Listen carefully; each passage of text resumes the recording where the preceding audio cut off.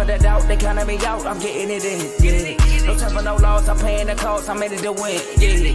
Refuse, mine, it can't be diffused. If you ain't thinking the same, then we playing by different rules.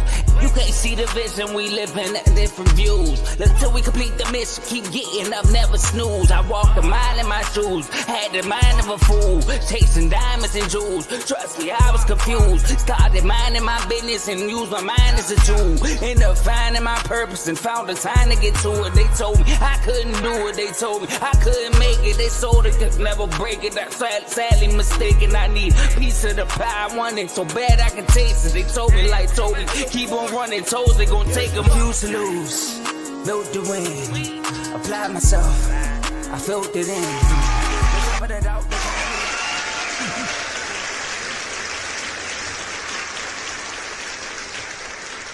Woo!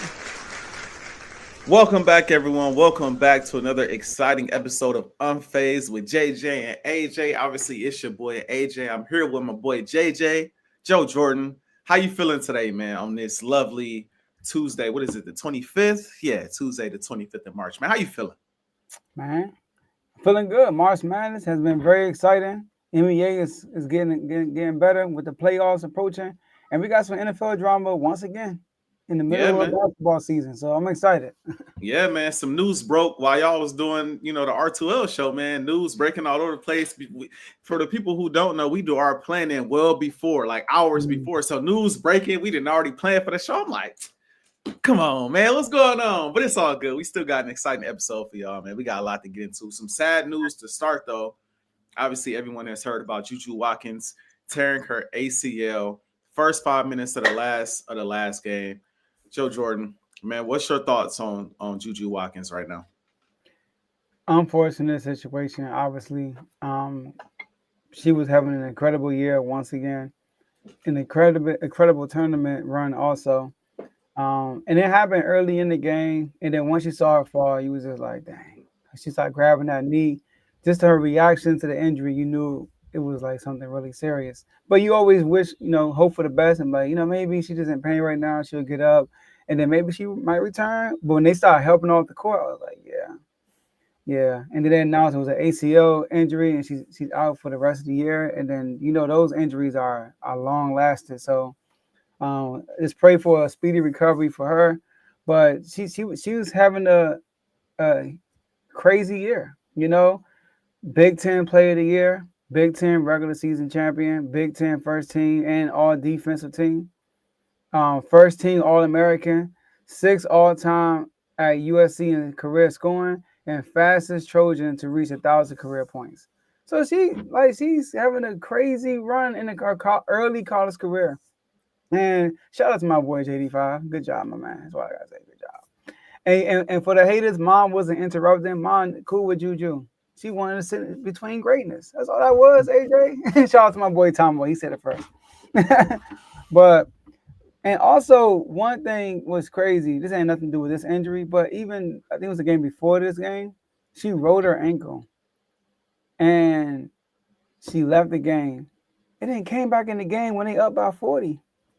Like played 3 minutes, scored 2 points, come out the game. That was risky right there. It's like, you ain't gonna need to do that. So I know that had nothing to do with the injury, but I just want to point it out. But prayers up to her, praying for a speedy recovery. Man, when you've played sports and you've watched sports for a really long time, for me, and I hate to speculate. I always hate to speculate.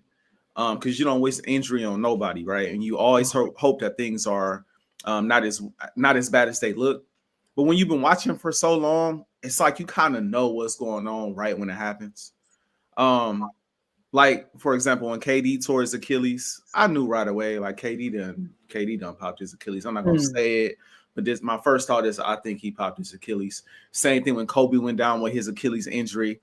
We've seen big time players go down with injuries and you kind of know right away like what it is. I felt the same way last night watching JUJU Watkins injury.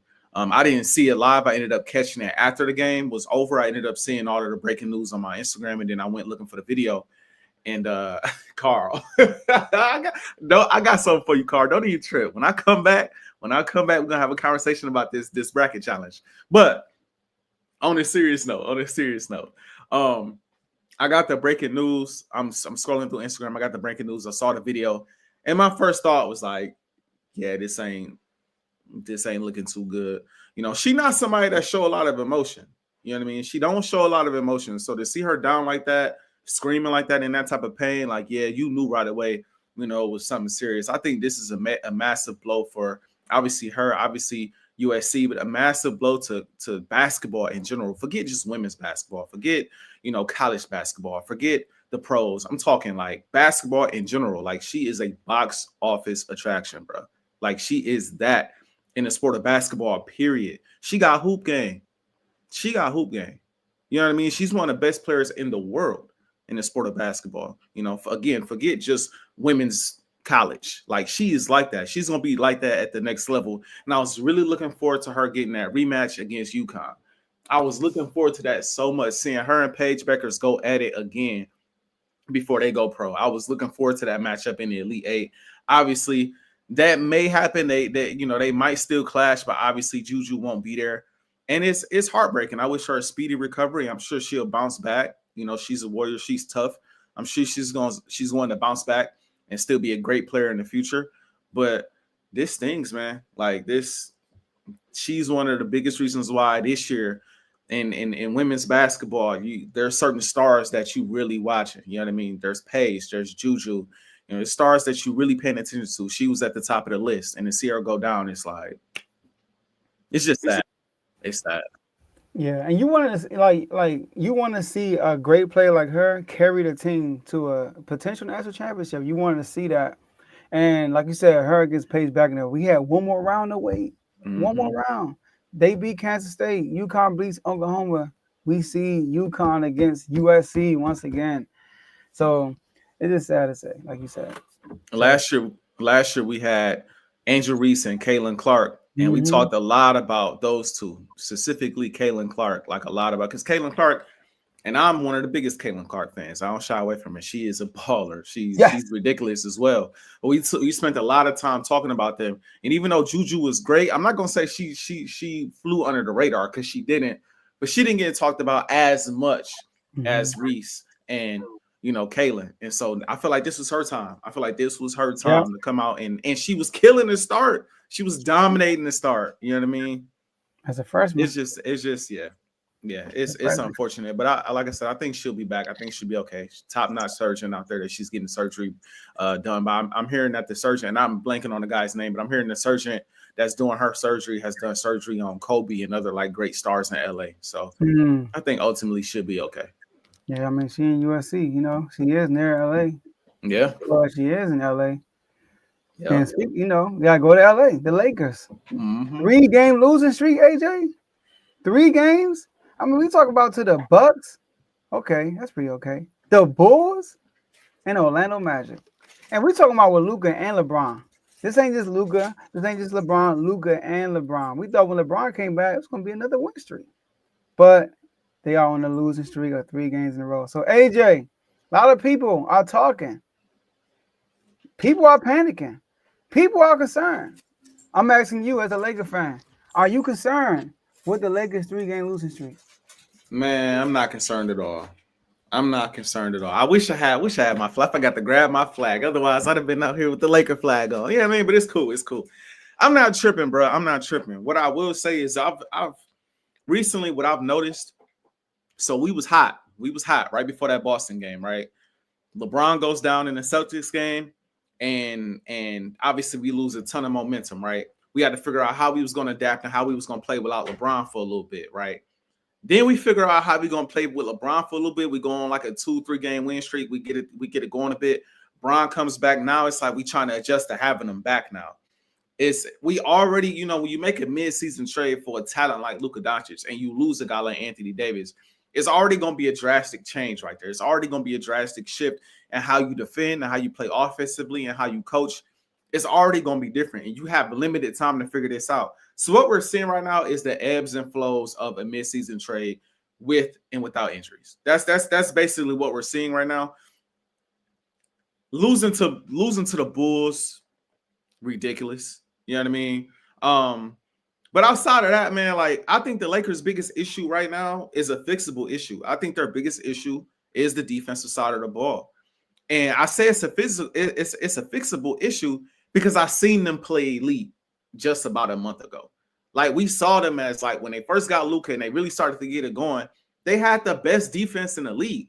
I thought some of that was a little gassed up. Like, let's see how sustainable this is, because I didn't think that was going to be super sustainable. But if you could just be a top 10 defense, I think you'll be okay. Man, lately they've been putrid, and it's all been about effort.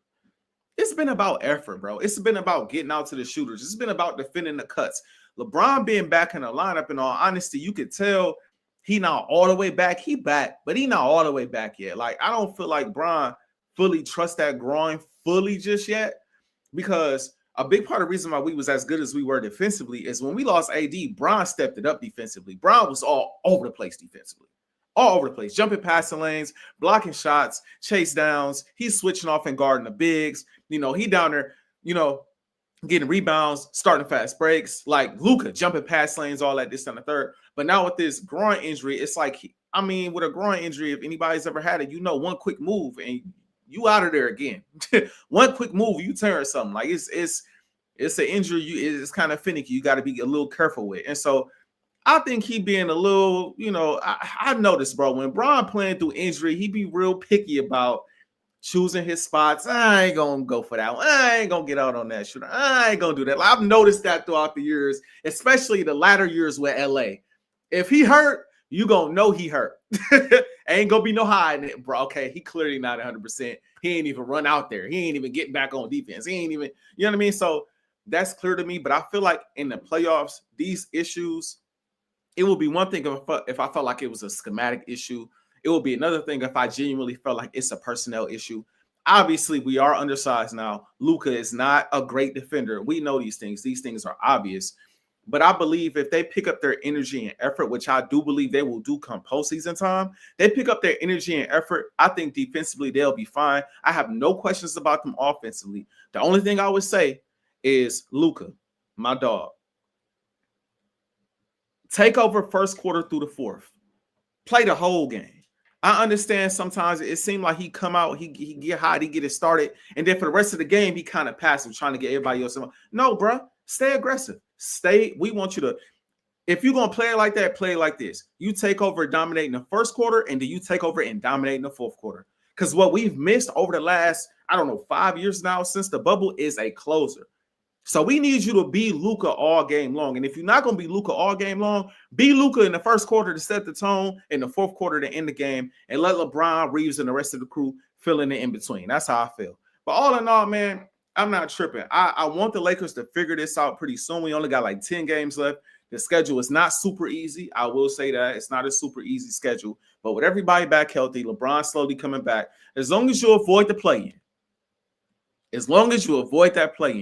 and you get that weeks or so worth of rest before the playoff starts, I feel good about the Lakers. So am I concerned? Not really. Will I be concerned if they continue to lose and they find themselves in the 7th seed? Absolutely. At that point, absolutely. Yeah, that what you said about Luka starting hot, that's Luka. Like Luka comes out, like last year he was second in first quarter scoring behind Joel Embiid. He averaged close to 10 points in first quarters in last year. So he comes out and he gets hot, and like you said, he gets trying to get everybody involved, because Luka, man, his usage rate is very high. You know what I mean? Like the offense is literally Luka. He dribble, pass it. If he don't got nothing, he'll pass it and ask for it right back. Dribble. But you know, and I fight for Luka. I think that he can win that way. Cause I feel like LeBron, he wasn't dribbling as much as Luka, but his usage rate used to be high. The old LeBron, stuff like that, and he was able to still win. But I know at times LeBron, I know it don't show, but I know he gets frustrated sometimes because LeBron's shooting a better percentage than Luka. Luka is not really shooting good percentage wise. Yeah. He gets a lot of his points from the free throw line. He gets to the line a whole lot. Everybody want to complain about SGA, but I ain't hear nobody talk about Luka. Luka get to that line with no problem. But here's the thing, though, AJ. The defense, like you said, it's a defense. And here's the thing: LeBron James, he's dealing with a groin injury. When Luka first got there was new excitement. So when you're excited, you tend to like LeBron's look like playoff LeBron. Like LeBron looked like when Luka first got there, LeBron looked like, man, I got a chance to do something this year. That's how he was playing. Like you said, he was flying around on defense, all that stuff. Then they played the Knicks. It was a close one. They squeezed it out and won. And then they get dealt with by the Celtics. He gets hurt. He comes back. They win it. You know. Then they go on 3. No, they haven't lost since he got back. Yeah. 3-game losing streak because they had lost 3 in a row without LeBron, and then they went on a winning streak 3 in a row, and then they lost 3 in a row again. Mm-hmm. So right now, I'm not gonna say they're coasting, but the excitement is not as high as it was when Luka first got there. So I wouldn't be too concerned, AJ, to be honest with you, because this is what the media does. They play this roller coaster game. You get on the win streak. Oh my goodness, the Lakers can win it all. You get on a losing streak. Man, they overrated. They start saying all these bad stuff about the Lakers. They in trouble. It's a 3-game losing streak. It happens in the NBA. The Cavs right now, I mean, they probably broke it by now, but they lost 4 games in a row. You know, I mean, like after only losing 11 the whole year. So you look at the last 10 games, and like since the Boston games, including Boston, last 10 games, you said they were the number 1 defense, right? Last 10 games, 23rd. Yep. 23rd in defensive rating. And one of the key parts about y'all defense was 3-point percentage. They were the people that's missing threes. Right now, y'all 17. That's the answer to your problem right there. You know? So, yes, I do see the effort went down a little bit, but also y'all dealing with injuries. Jackson Hayes been out. You know, like LeBron been out. Like y'all just haven't.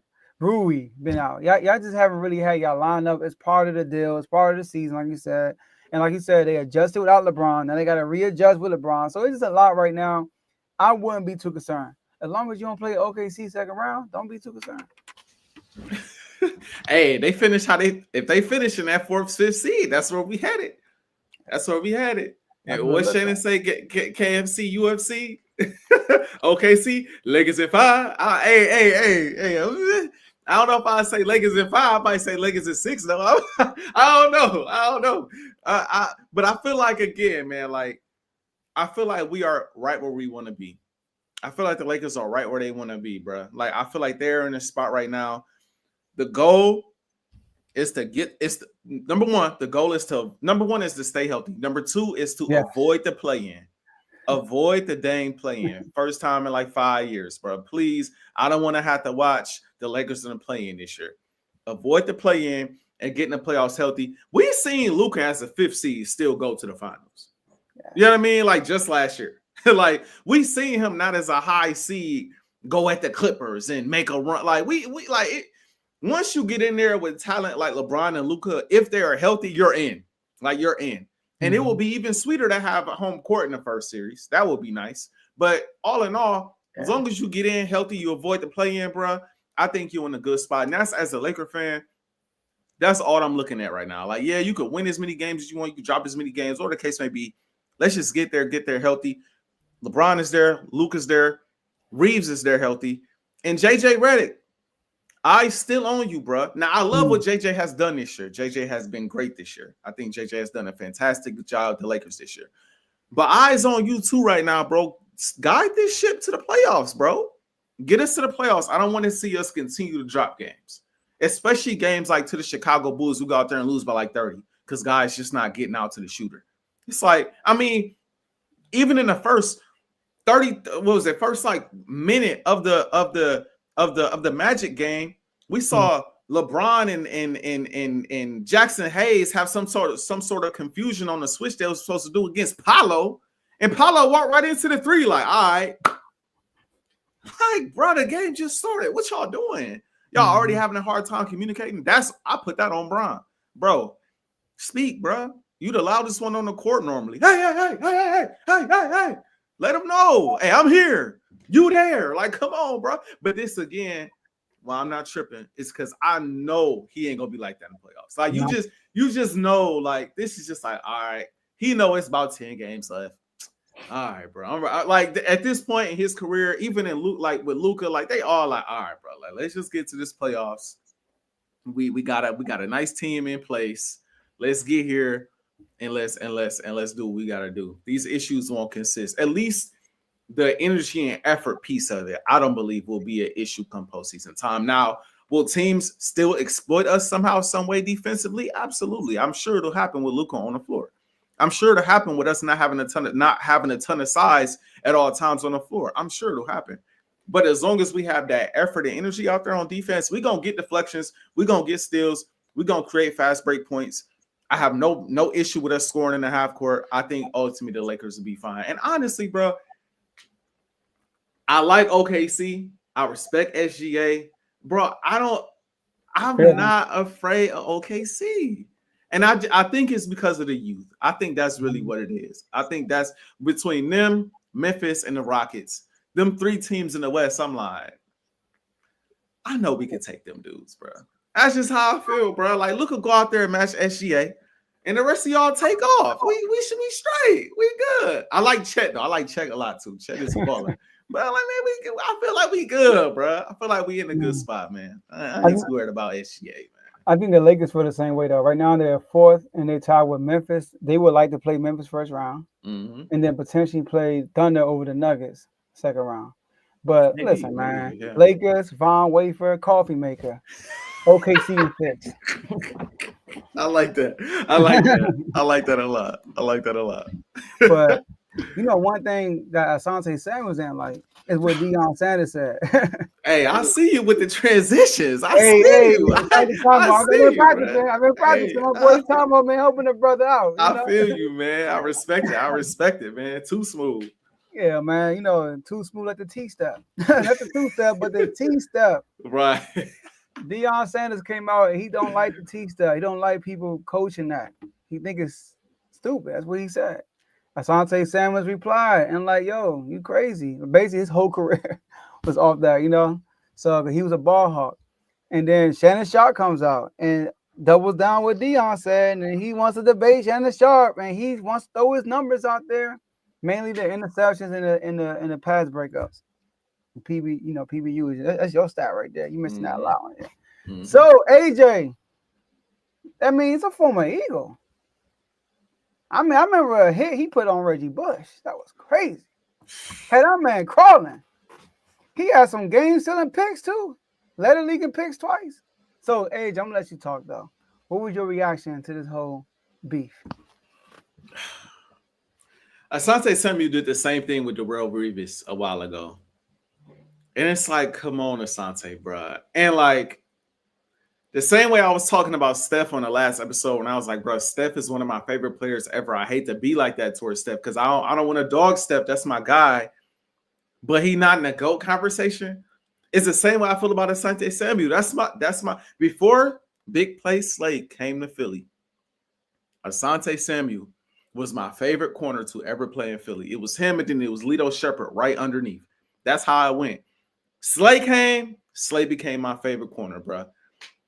There is more to the game than getting interceptions. It's more to the game than getting interceptions. And I get it. Turnovers are turnovers. Flipping field position is flipping field position. Getting picks, taking it back, scoring touchdowns, those are big-time plays. But what difference do it make if, you get a pick, say you get a pick a game, but on the opposite side, when you're not getting a pick, you're getting burnt? Because that's, if we being honest about Asante Samuel, if Asante Samuel wasn't getting them picks, he was getting left. He was getting left. Asante Samuel wasn't out there making a whole bunch of plays on the ball that wasn't interceptions. And again, he had some game-changing interceptions throughout his career. Playoff interceptions, you know what I'm saying? Big-time picks with Philly, big-time picks with the Patriots. Like, he made his presence felt. But quarterbacks wasn't afraid to throw his way, bro. Because, you might get me once, but 9 times out of 10, I'm going to get you for about 100 yards, maybe a touchdown, especially if he guarding a bigger receiver. He went at Darrelle Revis, and Darrelle like, bro, ain't nobody throwing over here. I ain't getting picks because ain't nobody throwing over here, bro. They know better. They know they throw over here is either definitely going to be a PBU or it's going to be an interception. One of the two. It's no point. No safety help over the top, right? They could double team the other receiver. The number 2, I got the number 1. He ain't going nowhere. Or Bill Belichick, when Darrelle Revis went to the Patriots, one of the things he did that I enjoyed a lot is he will put Darrelle Revis on the second best receiver on the team and put him on the island. No safety help over the top, nothing. And then he double teamed the number 1. I mean, I to be honest, I think the Chiefs should have did that to the Eagles in the Super Bowl. I think that would have been a great game plan. I'm not gonna lie. I think if you'd have put McDuffie on Smitty and then double teamed AJ, that might have been solid instead of trying to match, McDuffie up on AJ. Do you got that no name on Vontae? Anyway, this ain't about the Eagles. Let me not go there. But I say all that to say the man would lock down a side of the field. It didn't matter who it was. On the opposite side, it didn't matter if it was T.O. It didn't matter if it was Randy Moss. It didn't matter if it was Ocho Cinco. It didn't matter if it was Brandon Marshall. Like, guys wasn't moving on his side of the field. And when you're able to completely ice a receiver out of the game and completely take away a side of the field, that changes the whole dynamic of the football game. That's the same thing Deon Sanders used to do, bro. And Deon Sanders still got picks. Now, he didn't get picks at the same rate as Asante Samuel did. He did it. But he was icing receivers off of games, shutting down whole sides of the field, and playing multiple positions in the sport. Asante, this is the prime example of numbers ain't everything. Numbers don't tell the whole story. This is why I tell people all the time, I love numbers. I love numbers, bro. But it can't all be about the numbers. It's got to be about eye test. So you got to mix everything together. When you watch Asante Samuel compared to Deon Sanders, it is 2 different impacts on the field and 2 different players. And it's a different level of fear when you're throwing the ball at the likes of a Deon Sanders and the likes of a Darrelle Revis compared to the likes of a Asante Samuel. And that's just the truth, bro. You have as many picks as you want. And yes, you made big-time plays. Nobody denying that, bro. But as an Eagles fan, as much as I love Asante used to get left out there, bro. Asante has some games where it's like, bro, he know where. If he not getting a pick, he getting left. And a big part of the reason why he was getting those picks, that's all he used to go for. That's it. He would get left because the double move got him every time, bro. Eye test, bro. Turn back the tape. Watch the film. The double move because he doing that T-step. The double move got him every time. Quick pump. Oh. Touchdown every time. It used to drive me crazy like Asante, bro. We can't go for the pick you can't do it every time, bro. You can't try to T-step your way to a pick 6 every time. It's nice when it works, bro, but it ain't gonna work every time. But I respect Asante Samuel. I do think Asante Samuel deserves more respect. I do think he is a premier cornerback, bro. But let's take it further. I don't think he's better. First off, Deon, not even a question. I don't think he's better than Revis. Of course. I don't think he was better than Charles Woodson. I don't think he was better than Richard Sherman. I don't think he was better than Champ Bailey. Like, there's a good amount of corners I'm taking over Asante Samuel before I get to Asante Samuel. And that's no disrespect to him. I might fit him somewhere in my personal top 10. But best believe Deon Sanders is at the top of that top 10. He's at the top of that top 10, bro. So that's just me, man. Yeah, that Darrelle Revis situation. First of all, Darrelle Revis is the best cornerback, in my opinion, in our football watching lifetime. Ever. We never seen a corner as good as Darrelle Revis. My bad, but come on, bro.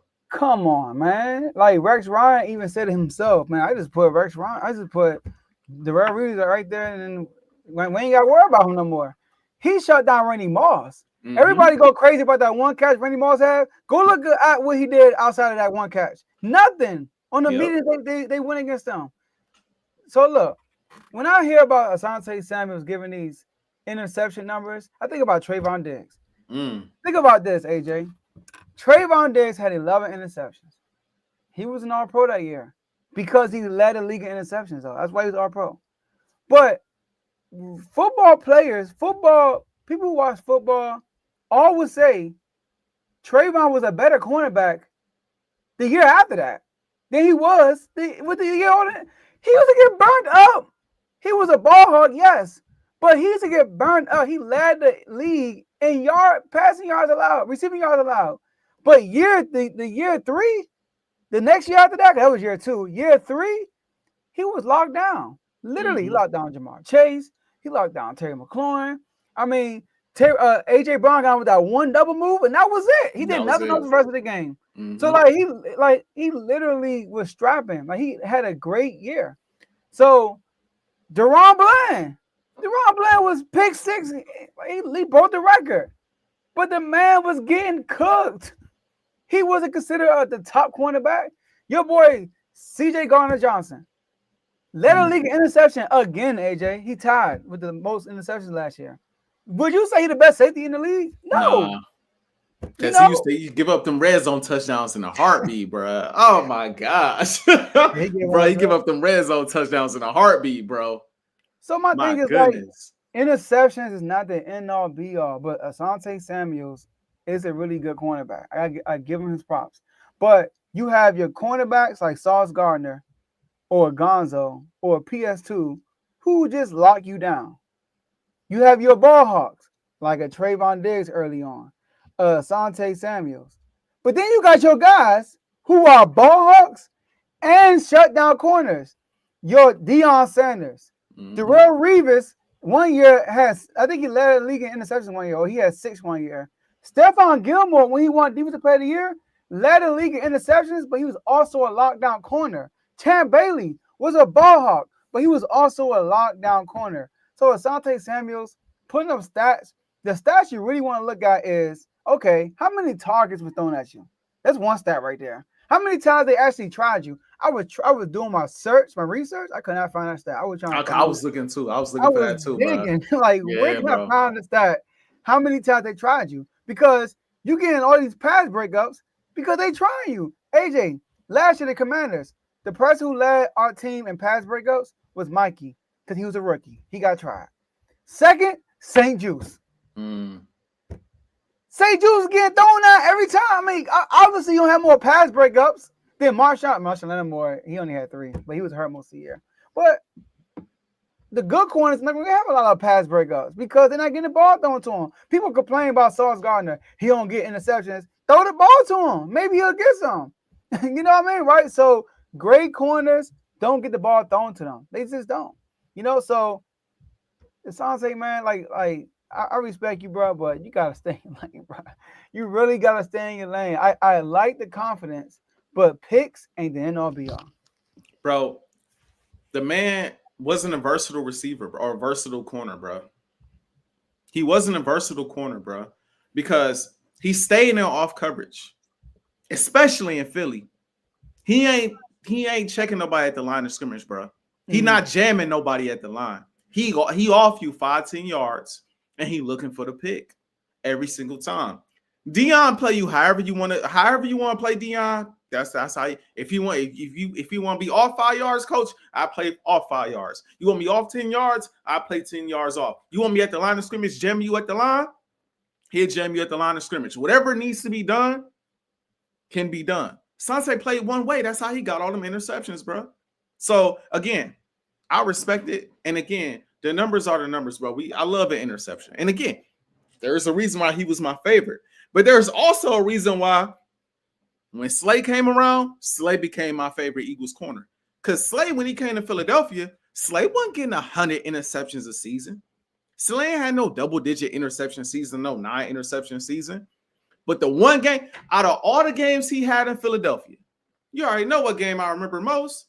That game where he shut down Justin Jefferson. Yeah, he had a couple picks in that game, but more than the picks. Man, he was jamming JJ at the line of scrimmage. He playing off of JJ, deflecting passes, PBUs out the wazoo. Like, that was more impactful to me than the interceptions he's had in his career. And he's had some big-time interceptions in Philadelphia, right? But him shutting down a side of the field, that's important, bro. Mm-hmm. that is it crazy as it sounds, bro. In some cases, that is more important than an interception, bro. It's more important than an interception, bro. In all honesty, you can get an interception. Okay, you score, but then the other team get back, say that's the one pick you get all game, but they still testing your side of the field and the receiver going crazy. Then what type of impact did that interception have, opposed to you shutting the guy down for an entire football game? Yes. I mean, come on now, bro. Like, look, again, respect to him, but like I said, I'm taking quite a few guys over Asante Samuel, bro. Like you're right. Like the interception is a momentum booster. It is. Mhm. It like changed the morale. Like you get excited. But what's better is a lockdown corner for the game. I'd rather a receiver have 2 catches the whole game versus they might have 8 to 10 catches and you get 1 interception. Yeah, I mean, you got the interception, you got us an extra possession, but they got 8, 10 catches on you. They cooking. They got 2 TDs on you in the game. So I would take this lockdown corner any day. Any day. Like Quinion, your boy Quinion. He had 1 interception the whole year. I mean, we talking about including, like, we talking about, no, he had 2.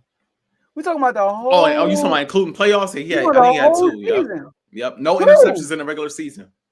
Yep. But he was getting recognition because they weren't really throwing his way. They really wasn't, for real. They weren't really throwing the ball his way. So that's how it is. But when the ball gets thrown to you, like Mikey has a lot of pass breakups because early on he was getting torched because he's a slot corner, you know. So when they put him on the outside, he had to learn the hard way. But they kept trying him. And then as the season came on, he had his interceptions started calling up. You know what I mean? He got more interceptions. He has more interceptions than your boy Quinion. But would you say Quinion had a better year? Yeah, Quinion had a better year than Mikey. Yeah. Because his impact was bigger, you know. So, man, come on, Asante. He got cut it off. I seen Carl in the comments saying he'd rather have Antonio Cromartie and DRC. Oh my gosh! And it's crazy. No, we didn't have. We had. Y'all ain't had Cromartie. He was. No, we had Navdi. Oh, we had Navdi Asamoah. I was about to say it's crazy because we had all 3 of them on one team at one point. But no, we had. Now that's somebody better than right. Now that's somebody I'd take him over Navdi though.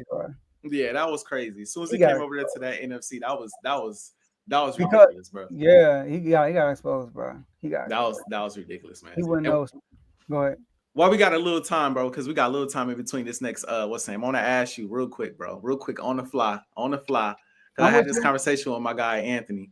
Okay. If you could name your top 5 corners. Right now in the league? In general, all time.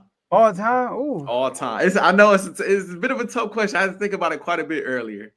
Top 5 corners all time. Okay, I'm not going to go old school because I'm going to go for who I watch. Okay. Right? I'm going to do that. And then, but I'm going to throw in Deon, though. Okay. Deon number 1. Darrell Reeves, bro. I got him number 2. Yeah. I'm sorry, bro. Number 2. Like no order. Champ Bailey. So, all right, Deon first, the Reeves the second, but no order in the rest. Mm-hmm. Champ Bailey, Charles Woodson, and Champ Bailey, Charles Woodson, and it's tough, ain't it? Tough. Yeah, the 5th one, yeah. I got people in mind. You got like D'Angelo Hall. I don't know about D'Angelo. It's Carl list. Oh, Mel Blount. Yeah. You got Reeves at 4. No, I got like Reeves 3. Come back to me on my 5th one. Okay. Who you got? I'll give you my list I guess I kind of cheated because I had time to think about this earlier. So I'm putting you on. I want to let the people know. I'll put Joe on the spot, but this is something that was on my mind from a previous conversation today. My top 5 corners in order. Okay. I got Prime. I got Darrell Reeves, and we agree. Yeah, we agree on that. Sometimes, bro, because I've seen so much of Darrell Reeves, I'll be wanting to put him at 1, but I don't be wanting to be disrespectful to Prime, bro. He was like that. He was crazy, bro. He was.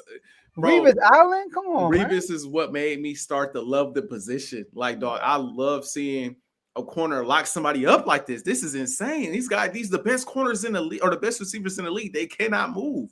So but Deon, because Deon was out here checking Jerry Rice. You know, he was out here checking Jerry Rice. That's tough. So I got Prime, I got Reeves, I got Richard Sherman, I got Champ Bailey, and I got Charles Woodson at 5.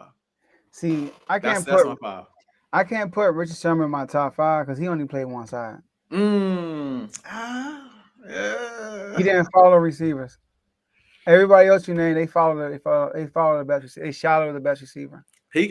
That's true, but it's not like he ain't get his burn against some guys now. I mean, he checked Antonio Brown. He checked Calvin. The game he had against Calvin Johnson, and so them 2 games right there, I think, was ridiculous. He shut AJ. He shut Antonio Brown and Calvin Johnson down. That was ridiculous. He also had a lot of safety help too. Not much in them games, bro. I gotta go back and watch. You gotta go back. Reeves shut down Calvin Johnson. Reeves did it. That's what I said. Reeves at number 2. So Reeves is right there. Johnson. Yeah, bro. You got it, bro. Go back and look. Go back and look, bro. Calvin, I believe, if I'm not mistaken, when they played Seattle, Calvin didn't have a catch until like the second half, bro. Didn't have a catch to the second half. And going into the game, Richard Sherman was talking trash. Well, another thing I love about Richard Sherman, how much he talked trash and how much he backs it up. He was talking trash before the game. It's like they call him Megatron. You might as well call me Optimus Prime. And he was putting in that work in that game. You know what I mean? So, but yeah, I got Richard Sherman there, and then Champ Bailey, the legend Champ Bailey, and then Charles Woodson. I don't think gets mentioned in enough conversations because talk about a ball hawk and a playmaker. Side of the turnover machine, not just intercepting the ball, but he'll force a fumble in a heartbeat. Yep. Charles Woodson used to put his body on the line, bro. So, and Aqib Talib was cold. My guy mentioned Rondé Barber. He like Rondé Barber, like a Bucks fan, so he like Rondé Barber quite a bit.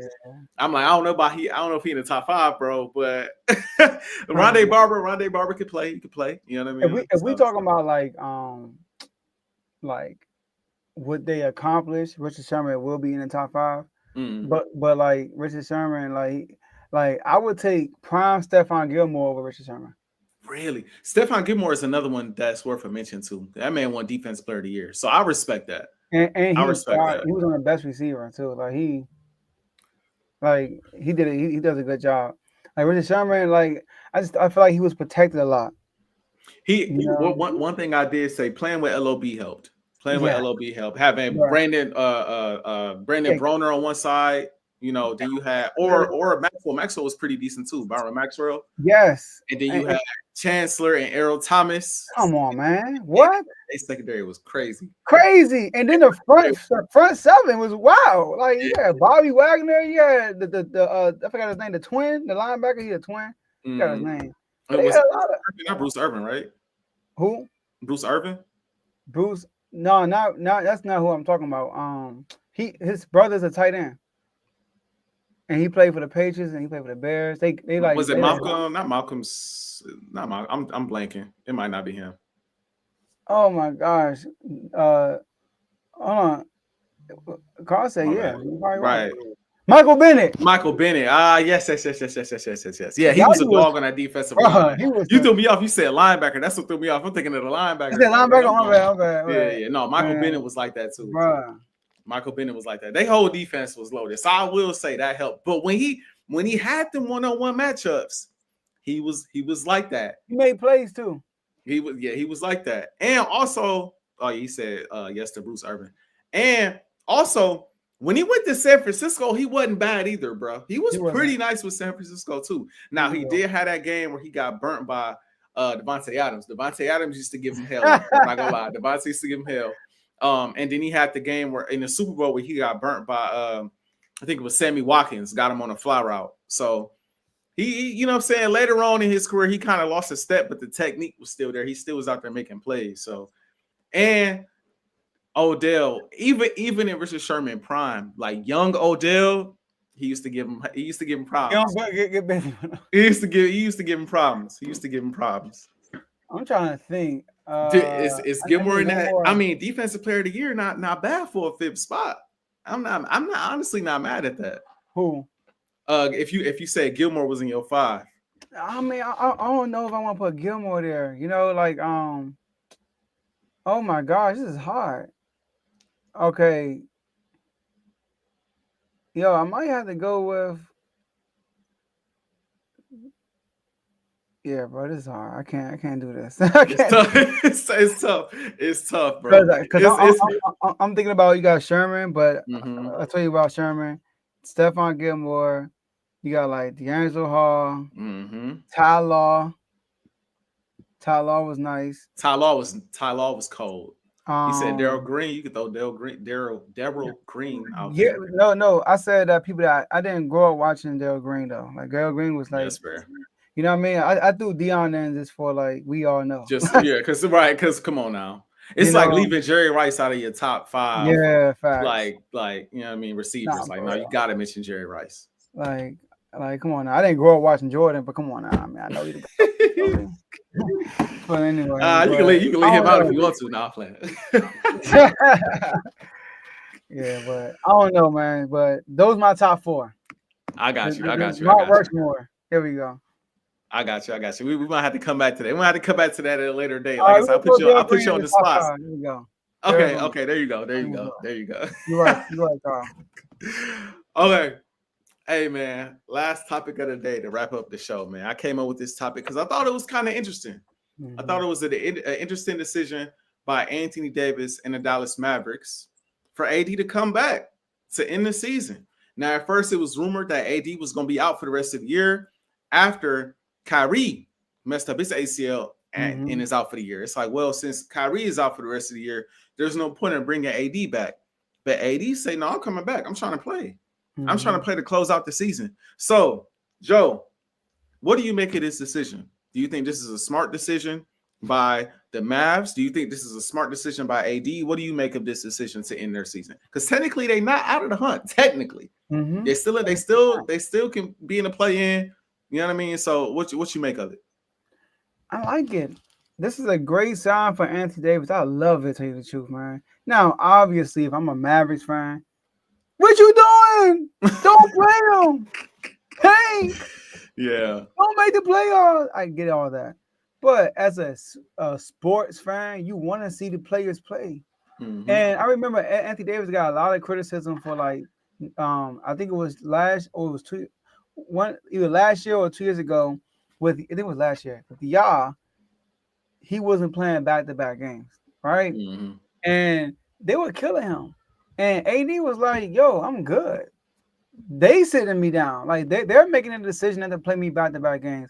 So I think AD is one of them guys that he wants to play, but because of his injury history, the organizations are being very critical. They're being very conscious of like his history. They want to be extra careful, which I think makes things worse. Like AJ, you come on now, like you play outside with injuries probably. Like it's like I played in this basketball league. I hurt my finger a long time ago. That don't still hurt, and I like still play. You know, so you still trying to hoop. Yeah, like these guys get paid to play. You look back then, Kobe, bro. Like Kobe had broken fingers, buddy tape. Tie my fingers together, and we gonna still hoop. We gonna still play. You talked about Kobe Achilles injury. I mean, I'm not saying like, oh my God, he did the right thing by tearing his Achilles by coming back after. They were trying to fight for a playoff spot, and Kobe got hurt, came back in, and then tore his Achilles. But I like the fight. The fight. And you know what that leaves? No regrets. It leaves with no regrets because he came back the next year. He had a terrible shooting year. And then he ended this year with a Kobe tour. And then he said, you know what? I gave everything I had. He could always say, I played when I could play. If I didn't play, it was because you had to carry me off the court, for real. So I like this coming from AD because of his history. He's known for being soft. He's known for being like not playing. The fact that he came in there with an already injured team, he don't really got a point guard. And and AD game is very different with point guards. You look at AD's best years with Tyreek Evans, with Rondo, with LeBron being a pure point guard. When he has a point guard playing with him, a facilitator, and he's playing power forward, he have his best year. But who's the facilitator now? I don't know who the point guard is. It's crazy. So I love it, AD. Great job, man. Yeah, man. Me personally, bro, I feel like it's multiple different levels to it. AD ain't happy that he got traded. He's not happy that he got traded. He's not happy about the fashion in which he got traded. I heard him the other day come out with a quote like, yeah, you know what I'm saying? I want Mavs fans to understand I know it was a lot losing Luka, but y'all got me now. And in my mind, I'm like, I feel you, AD, but come on now, bro. Like, come on, bro. Like, I feel you, but you know what I'm saying? You ain't Luka, but I feel you. And I respect it because that man helped my Lakers win a championship. He was a big danger to driving force in us winning the championship. So I do understand it.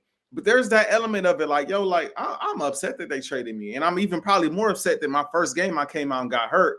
And ever since then, Kyrie got hurt, and we can't make a run that I thought maybe we could make. And maybe the front office thought, if you pair me and Kyrie, we can go on this, we can win now and go on the run. So he upset about that.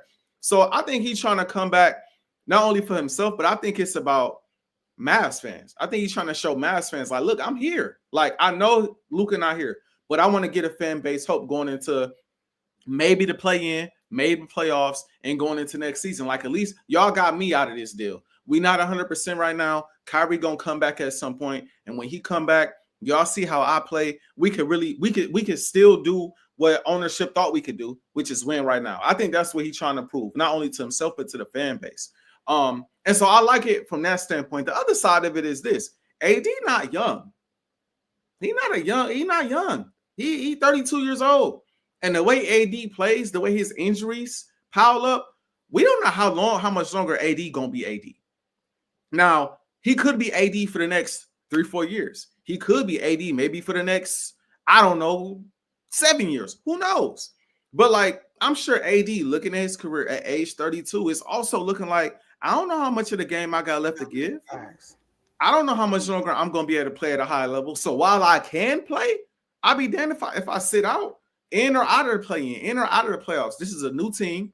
This is a chance for me to build chemistry with this team, a chance for me to give the fan base hope, a chance for me to get, you know what I'm saying, a chance to get more eyes on us, more eyes on the Dallas Mavericks again, a chance for me to not really get back at the Lakers, but make the Lakers in a roundabout way feel like they made a bad decision by letting me go. Maybe if I come out here and dominate, they'll look like, dang, maybe we shouldn't have let him go. Even though, I mean, with Luka, you're not really going to feel like that.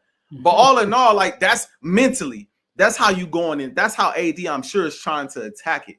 Like, man, as a ball player, as a competitor, you like, man, I'm one of the best players in the league too. Luka like that, but I'm like that too. And so I respect this decision. I respect the Mavs for not being like, nah, bro, you can't play. Because I think the Mavs ownership too is like, yeah, if you could play, please go out there. Please go out there and play, man. We need some type of distraction, because before AD got back, man, oh my gosh, they is getting smoked. I saw a report a while ago that said they might have to forfeit games. They got so many injuries before AD came back. Like, it got bad, real bad. And so I like it for both sides. I like it for the Mavs. I like it for AD. Obviously, you don't wish injury on anybody, but you can't play the game like that at this point. You can't play the game thinking, well, I might go out there and I get hurt. It ain't like a Saquon Barkley situation where y'all going for a championship and you can rest them and maybe he'll be 100% for the playoffs and blah, blah, blah. No, this is like a, man, let's try to get into the playoffs. Let's try to make the play. Let's try to get into the play-in tournament, gives ourselves a chance, and maybe push OKC a game, maybe push into 5 games, make it interesting. I think AD could be a matchup nightmare for OKC. Yeah. Now OKC has smoked them boys, but I think AD can have his way with OKC. You know what I mean? So, and I think that'll be a nice message to the if they make the playoffs, Joe, and they push OKC to 5 games, and AD is going nuts, because if you've really been watching, or Houston, because if you've really been watching the Lakers over the last couple years in the playoffs, especially last year, AD was a menace in the playoffs last year. We didn't lose to Denver because of AD last year. We lost because we just wasn't good enough, and them boys, I don't know what it is. We played Denver. It's just they played out of their minds.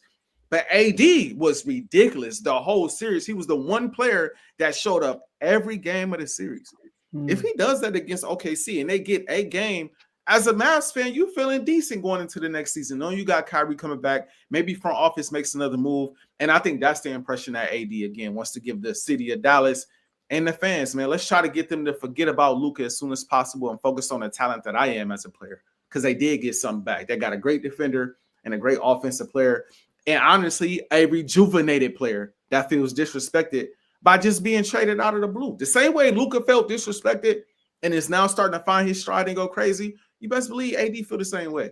And so, not mad at it at all. And as a Laker fan, I wish AD the best, bro. I hope he go out there and he ball out. I said Houston, I'm tripping. They have no chance of playing Houston first round. Oh yeah, because they could get into the 10th seed. Yeah. It would be OKC. Yeah. But even if they make a run, like the first round in the play-in, they play either us or the Mavs. Or the Suns. They win that game, and they play either the Clippers or the Timberwolves, and they win that game. I think right there it sends a message. Just getting in the playoffs sends a message. Yeah. And like you said, AD trying to win the fans over. I like that approach he took. He like doing it for like, yo, I get it, y'all. Like I get it. Luka's gone, I get it. But I'm here. I'm gonna give y'all my all. I'm not gonna lie to y'all. I'm not gonna give y'all 50%. I'm gonna give y'all 100%. He even went to the G League and got warmed up to come back to the NBA. So I commend him for that. So we'll see. Yeah, man. Yeah, we're gonna see how it turn out. I think they got a decent chance of making it. And you brought up the matchups. I kind of want to look again, bro. Between now Sacramento, y'all have given AD problems, but Phoenix, the Clippers, the Timberwolves, not this year, but previous years, y'all have been giving AD problems. But between like I said, the Wolves, the Suns, and the Clippers, AD didn't have his way with all of them teams. Shout out to Rudy Gobert. He gonna get killed. Man, bro, he didn't have his way. So it's like they got a shot. They got a shot to make it and for them to make some noise. And for that, I'm happy for him. But I never was on that train of the Mavs going on this crazy run just with Kyrie and AD. But I did think they had a chance to, be a sneaky team. You know what I mean? Be a sneaky team in the playoffs. And I think that's a nice matchup for the Thunder out of the first round. I wish Kyrie was healthy, but I just kind of how the cooking crumbles, man. Kind of how it crumbles. Yeah. They trying to sell that. Rumor says they traded Luka. They raised the ticket prices. They're trying to get the Mavericks to move to Vegas. Those are rumors. New ownership. Those are rumors. Like you trade Luka and raise the prices. That makes no sense. Yeah, that is crazy. Yeah. Come on now. There's something fishy about that. Yeah, that would make sense though. You connect the dots that way. They trying to get up out of there. That would make sense. It's a quick way to get up out of there. They're trying to get out of there. Yeah, they you trade Luka, you get on the fans' bad side. Mm-hmm. And then everybody screaming, "Sell the team! Sell the team!" Had caskets, funerals. That was hilarious. About the arena. Man, did you see this? This a little off topic. Did you see it was a reel going around? And this dude, he said this guy called him. I don't know if you saw this. I'll make it quick. He said this guy called him. He said, "Man, how you get over a loss? Like how you get over, you know what I'm saying, somebody leaving you, but they didn't really want to leave you." And he was like, "Man, I'm at work." He like, "No, I'm having a really hard time." He like, "All right, bro, guess what? I'm gonna call you when I get off work. Man. We're gonna talk about this." He said, "All day I'm at work. I'm thinking about how my boy going through this heartbreak. Like, man, his lady done left him, but she didn't really want to leave. So I was a little confused at what was really going on. So I'll call him after work." He said, I called him the next day. He like, "Man, I'm just checking on you, man. How you doing, man? I know it's hard." He like, "Man, I feel better now, man. I feel like, it's starting to come together a little bit better, man. We got AD." And he said, What is you talking about?" He's like, "Yeah, I was talking about Luka, bro." He like, "Bro, you called me." I think he called him at like night or something. I forget what time he called. He was like, "Bro, you called me at this odd time, talking about you dealing with heartbreak, and you talking about Luka?" He's like, "Yeah, man, I'm hurt." He like, "Man, get off my phone." Man, Get off my phone. Man. I know I butchered that story. You got to find the reel on Instagram. It's bro, I feel for them. I feel for the Mavs fans. Like, bro, if the Commanders would have randomly just trade Jaden Daniels, AJ. Like, think about that. Or imagine the Eagles just gave up Hurts. Like, just traded. Like, breaking news: Hurts been traded to the Cowboys. I'm like, I would lose my mind, bro. I would lose my mind, bro. That might be it for me, bro. I'm taking my championships and I'm going home. That's it. That's it. I'm done, go live right now. I got something to say, bro. I'll be hurt, bro. I'm dropping a reel. Hey, that's the first topic on Unfazed. We got to talk about this. I might be calling you like, "Joe, man, how you get over this, man? How you deal with this, man?" Like, cause man, yeah, that'd be especially go to the Cowboys. That'd be so funny. Oh my man, that'd be wild. Like, damn, man. Y'all ain't want Dak no more. I would understand it. You know what I mean? I would get it. Like, okay, they want to win over there. You know what I mean? So I get it. Shout out to Tomo. And my pops was a Cowboys fan, and my older brother. Oh, I forgot you told me that. Shout out to them. Yeah, shout out to them, man. Yeah. But let's get on up out of here, man. Let's not hold the people no man. longer. Great show. But yeah, man. Oh, what does it do? Okay. Just minimize the screen. All right, so great show, man. Shout out to my Sacramento Kings. Well, not shout out to y'all. I'm done with y'all. I need y'all to get to the play-in minimum or not make the playoffs. I mean, not minimum, cap. Don't do nothing better than the play-in. I don't even need y'all in the playoffs. I know what I said about AD. Play. Kings, don't take that advice. Don't play. Tank. We capturing the flag. That's what you gonna do. The Hawks got the number 1 overall pick while being in the play-in. We can do the same thing. That's the only way we're gonna get a superstar is if we get the number 1 overall pick. Nobody's coming here, especially after this got rid of Mike Brown. Like, come on, man, it's a chaos over here. Also, oh yeah, real quick, I saw something. It said that Cooper Flag is thinking about staying another year because the Wizards are the number 1 pick. And then the Wizards fan was like, hey, cool. We can do this all day. We can be trash all day. You want to run it back? We go tank again next year. Right. Like, bro, we gonna be trash again. Don't worry. Don't worry, bro. We can do this all day. I was like, no, that's hilarious. That's hilarious. But Commanders, man, I mean, hey, JUJU, get well. JD, I see what you're doing. Shout you, all right? Power couple. But I'm so excited about football season. I am. Because in my mind, my basketball season is over. I'm just going to enjoy OKC. You know, I picked them preseason. I'm a root for the Celtics in the East because I picked them. I'm a root for OKC. And I'm saying this right now. I got OKC winning the whole thing, AJ. The whole thing. You got them beating Boston, too. Yes. Boston. SGA, I'm telling you, bro, I'm having a feeling he's going to have a legendary playoff run. I'm telling you. But Commanders, keep doing what you're doing, Adam Peters. Justin Simmons is out there. Go get him. Go get him. I would love that move. He mentioned us. Like, he said that he likes what we're doing over there. He wants to play with us. Go get that man. He probably expensive though, but he nice. He nice. We get him. Oh, I'll be excited. I'll be more. I can't wait to see Philly again. I hope we play our first game of the season too.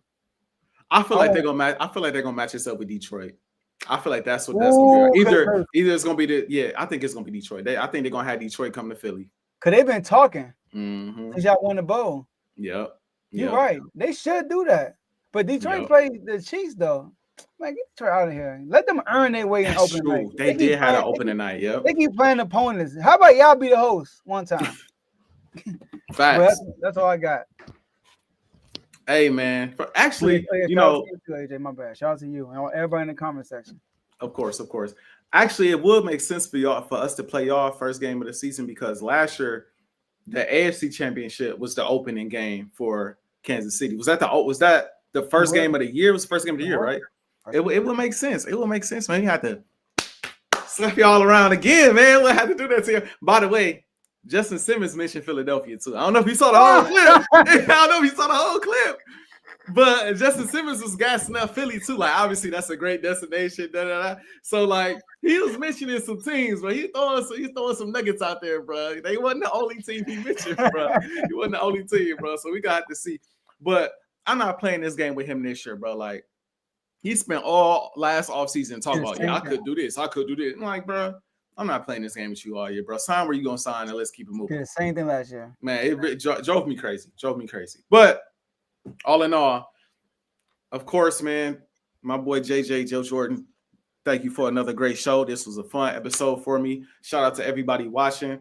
Shout out to everybody in the comment section, on my channel, on the R2L channel. Shout out to everybody. Much love. It's the support is appreciated.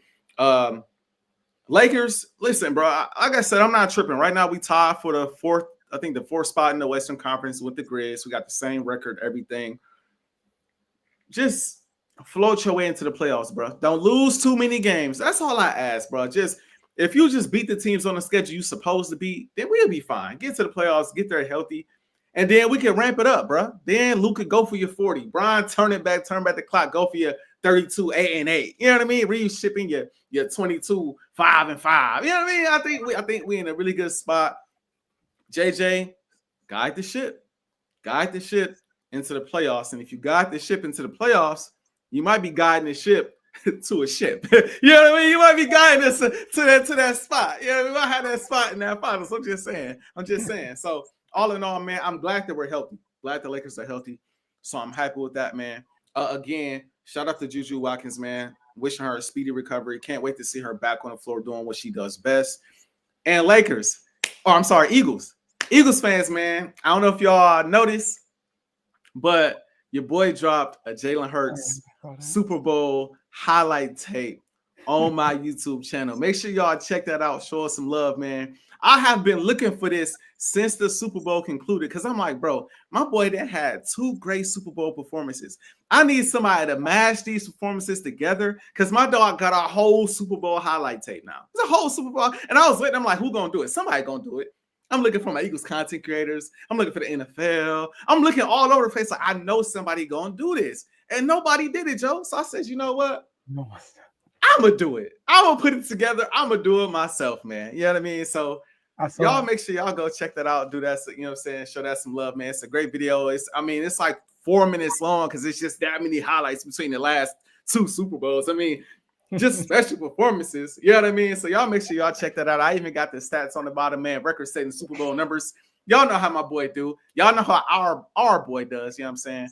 But outside of that, Joe, I'm looking forward to next season, but I'm still basking. As you can see, I'm making highlight videos and stuff. I'm still basking in the wind, man. The next season, it'll get here when it get here, Joe. I ain't tripping on that. We see y'all when we see y'all. See y'all when we see y'all, man. Hey, real quick, do you ever go on ESPN just to look at the score? You said what? Do you ever go on ESPN.com on the NFL page and just look at the score? Oh, yeah, first because it's the last score. That's like, yes, bro, yes. I go on ESPN. I go on NFL. I didn't rewatch the game so many times, bro. I'll be up late at night. I'm chilling. I might be doing some reels for the show that y'all show love to, and I might have that going in the background, just like, man. Just a little background noise. Yeah, just a little background noise, man. It's fun to bask in, man. It's fun to bask in, man. But all in all, man, like I said, I appreciate y'all for tuning in. And like usual, Joe, you already know we remain unfazed. Unfazed.